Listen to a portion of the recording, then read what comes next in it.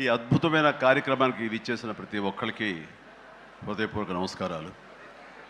ముఖ్యంగా నాకు తెలిసి గత 2-3 ఏళ్ళగా వాళ్ళు చేసే ఇతర సామాజిక కార్యక్రమాలతో పాటు ఈ కార్యక్రమం కూడా, ఈ సామాజిక సేవ, ఈ బ్లడ్ డొనేషన్ అనేది కూడా మొదలుపెట్టి నాకు అత్యంత ఆప్తులైన చుక్కపల్లి సురేష్ గారు మరింత దగ్గరయ్యారు నా హృదయానికి.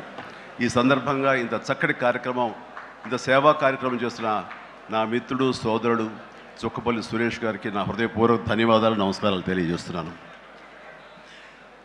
అలాగే ఆయనకి కుడి ఎడమలుగా ఆకాష్, అవినాష్ ఇద్దరు అత్యుత్తమ కుమారులు.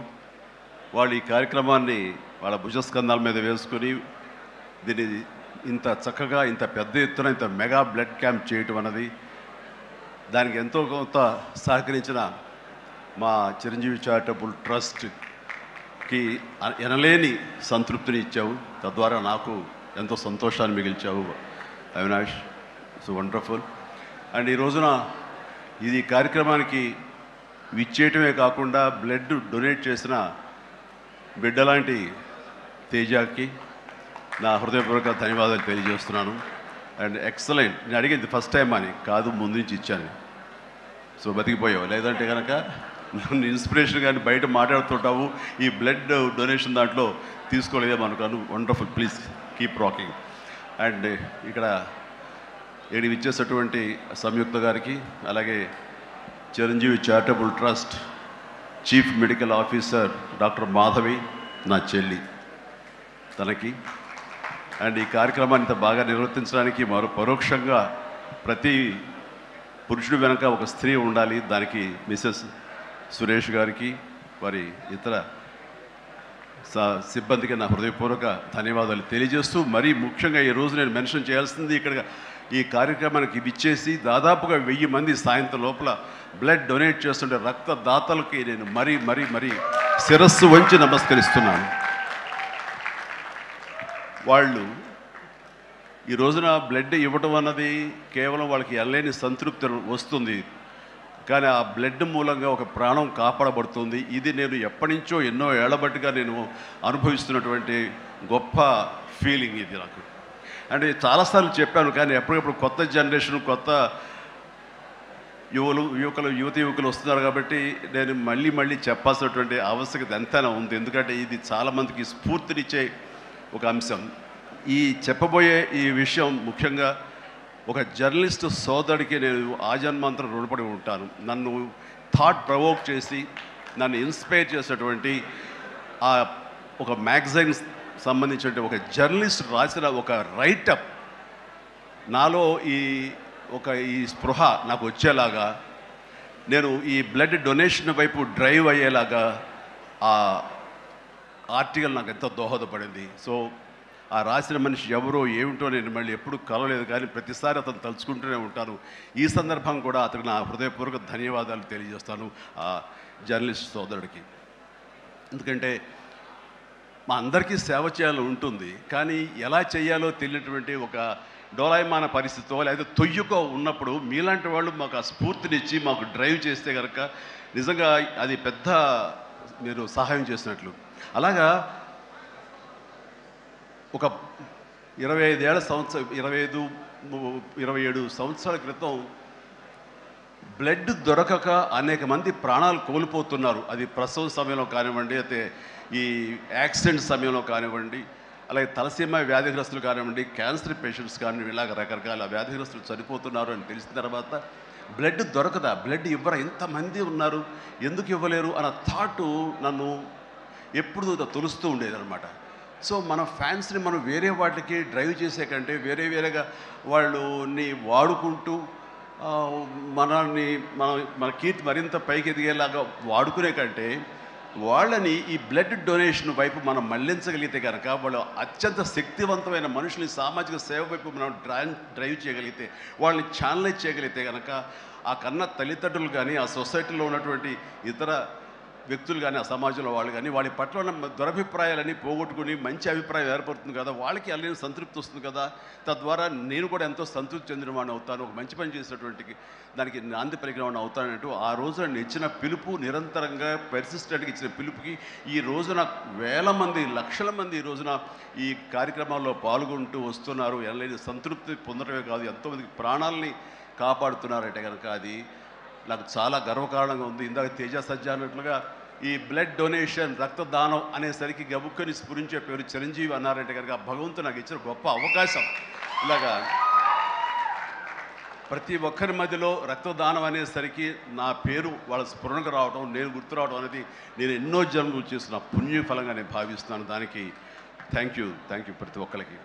ఇక్కడ సరే ఎన్నెన్నో ఇన్సిడెంట్స్ వింటుంటాము, ఎన్నెన్నో ఇది ఆఖరి నిమిషంలో ప్రాణాలు ఎలా కాపాడబడ్డాయని వింటుంటాము.